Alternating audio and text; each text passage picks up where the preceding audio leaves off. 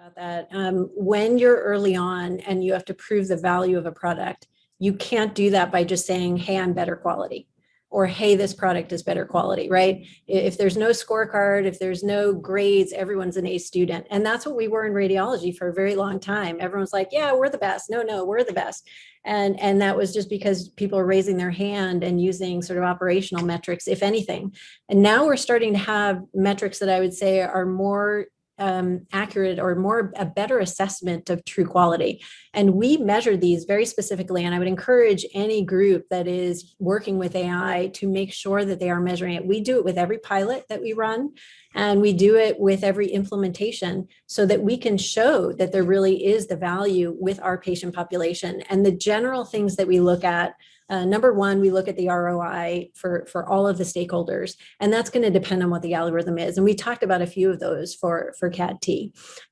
Second, we look at the accuracy of the model in our environment, which we know may not be the accuracy that is advertised, because every model is going to work on what it was trained on. And if my data is different, we may have a different accuracy level. And that's something that you have to validate over time, because you can't assume that your data is going to stay stable. Right now, the way that the FDA clears an algorithm or a model, that model has to stay stable, but your data may not. And so you have to measure that over time, not just in your pilot, but as you implement and after you implement.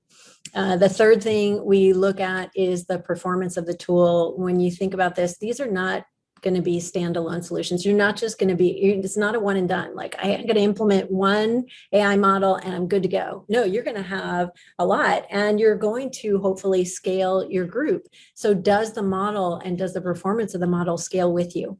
Then we always look at, for us, we're a radiology practice, so we always look at radiologist satisfaction, and we measure that in a couple ways. We use an NPS score, which is a very simple assessment of, hey, would you recommend this tool to a colleague? And it's a 0 to 10 score, and we look at the results of that, and then have RADs have comments also, because those comments are really helpful.